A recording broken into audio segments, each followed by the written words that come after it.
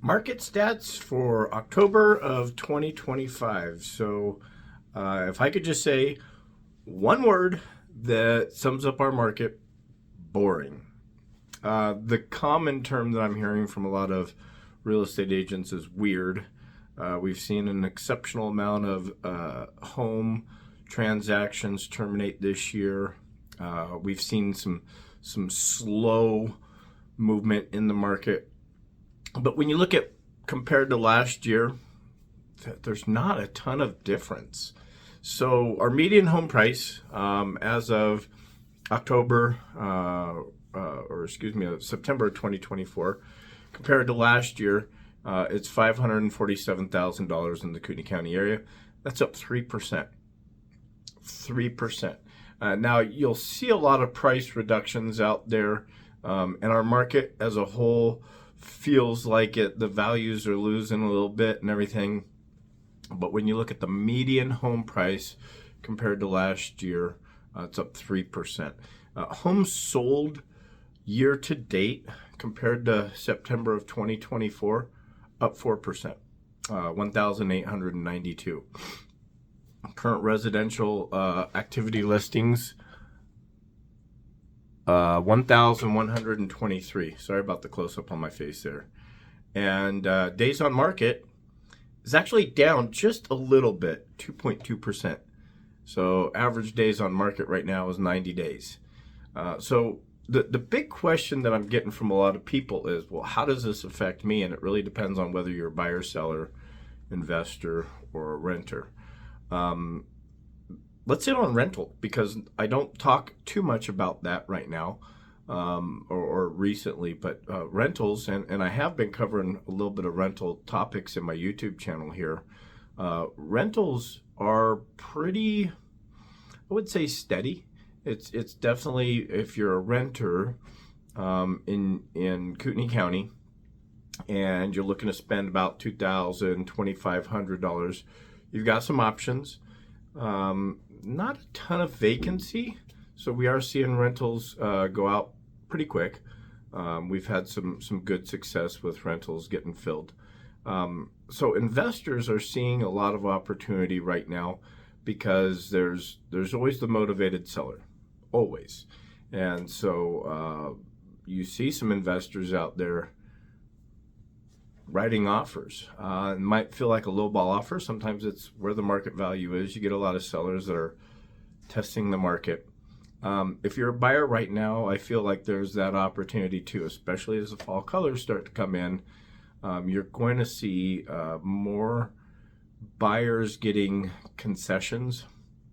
You're going to see more buyers getting a little bit more repairs done.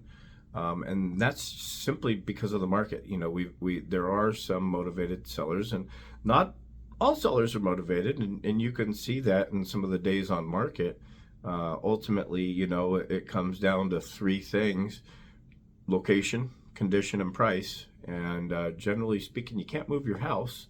And you can spruce it up a little bit, but it's usually that third thing, price. And so the motivated sellers are either coming on the market with an aggressive price, and still, when we talk under that $600,000 mark around here, if they come on pretty aggressively priced, they're going under contract pretty quickly. So that average days on market of 90 days is very reflective of people that are testing the market or not coming on where they should be.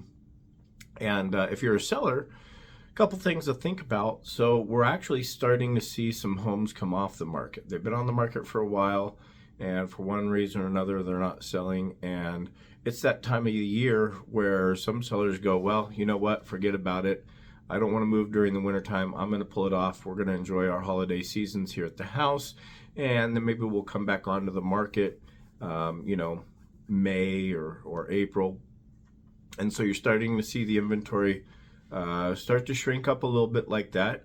And there is this mindset, this stigma that we have to go on the market in the springtime because that's when everything's green and pretty, roses are red. Well, you face less competition in the wintertime, So it could be a good opportunity for sellers, really depending on exactly where you're at and what the house looks like. I'll tell you this, especially if you're a home on acreage, it's a little bit harder because people want to get out. They want to see what the ground's like, and if you got a foot of snow, that's tough. If you're in town, it's a pretty cookie cutter neighborhood and a small backyard. It is what it is, and that's not going to affect you too much. And sometimes it's actually beneficial just to have that Christmassy feel when you walk in, because people can feel like they're at home, they're getting excited. Oh, I can see where my Christmas tree goes.